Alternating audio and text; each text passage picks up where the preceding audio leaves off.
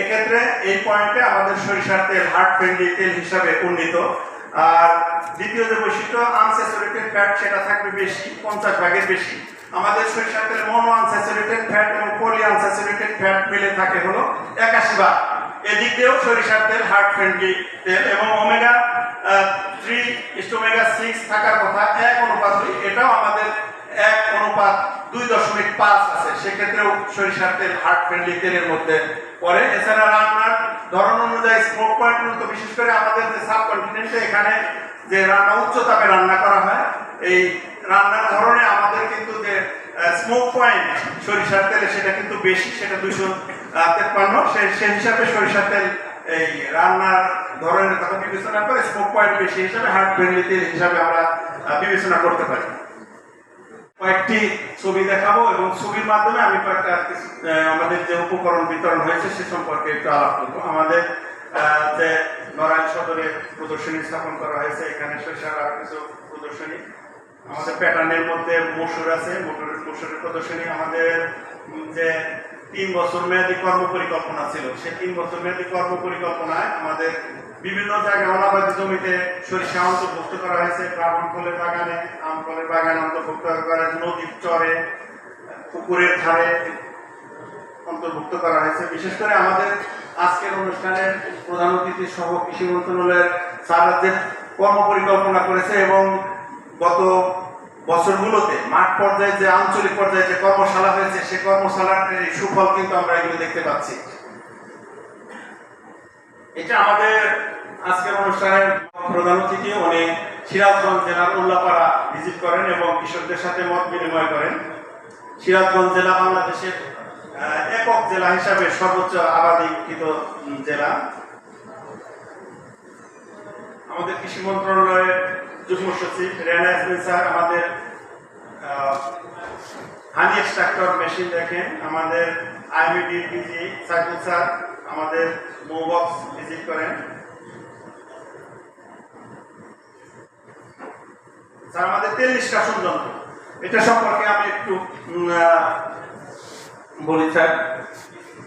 এই তেল নিষ্কাশন যন্ত্রটা স্যার, এটার একটা সুবিধা হলো, আমাদের অসুবিধা যদি বলি আগে, আমাদের এই তেল নিষ্কাশন যন্ত্রের অসুবিধা হলো একটু ভাঙানোর হারটা একটু কম। মানে যে ট্র্যাডিশনাল মেশিনগুলোতে একবারে অনেক ভাঙানো যায়, এইটা ভাঙানোর হারটা একটু কম। এই অসুবিধা বাদ দিলে আর সবই সুবিধা। বিশেষ করে আমাদের যে ট্র্যাডিশনাল মেশিন, সেটা 32 ভাগ তেল নিষ্কাশন হয়। আমি বাংলাদেশ কৃষি গবেষণা ইনস্টিটিউটে কথা বলেছি, ওখানকার যে বিজ্ঞানী তাদের সাথে কথা বলেছি, তারা বলেছেন যে তাদের 31-32 ভাগ তেল নিষ্কাশন হয়। আমাদের এই যন্ত্রটা 38 ভাগ তেল নিষ্কাশন সম্ভব হয়। আর এই যে 32 থেকে 38, 6 ভাগ বেশি নিষ্কাশন হয়। অর্থাৎ ঐকিক নিয়মে গেলে দেখা যায় যে 32-এ 12-6 একেবারে কত, 100-তে 12 কত, 100-তে 12 হলো 18.75%।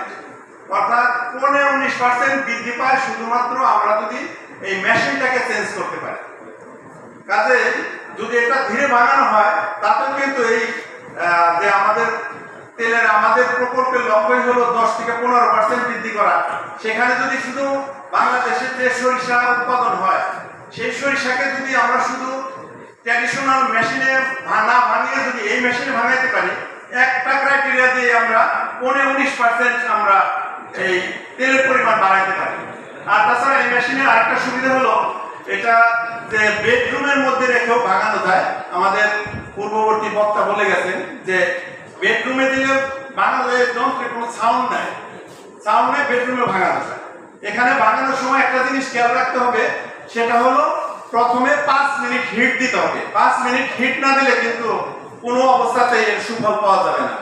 আরেকটা বৈশিষ্ট্য হলো, আমরা যে ট্র্যাডিশনাল সরিষা ভাঙাই, ভাঙানোর সময় আমরা পানি অথবা তেল মিক্স করে ভাঙাইতে দেখি যে সরিষার মধ্যে একটু পানি দেয়। এটাতে পানি দিলে কোনো অবস্থাতেই এই মেশিন এই হলাতে কাজ হবে না। সেজন্য পানি দেওয়া যাবে না বা তেল দেওয়া যাবে না। এই জিনিসটা খেয়াল করলে একটা প্রেসে 38% তেল বের হবে। তবে একটা লিমিটেশনও আছে যে এটা আসলে সরকারিভাবে সবাই প্রত্যাশা করে সবই আমরা সরকারিভাবে দিই, আসলে সরকারিভাবে সব দেওয়ার সম্ভাবনা। আমাদের যে মোবক্স, আমাদের বিষয়টা দিক সারাপ করতেছিলেন। এই বক্সগুলো আমাদের প্রকল্প হতে সরবরাহ করা হয়েছে। এটা হলো ডাবল লেয়ার, নিচে দুইটা কালার দেখা যাচ্ছে, নিচে একটা কালার, উপরে একটা কালার, ডাবল লেয়ার। বিশেষ করে পৃথিবীর যে উন্নত দেশগুলো যারা মূলত মধু চাষ করে এবং মধু খায়, বিশেষ করে অস্ট্রেলিয়া, তারপরে তুরস্ক।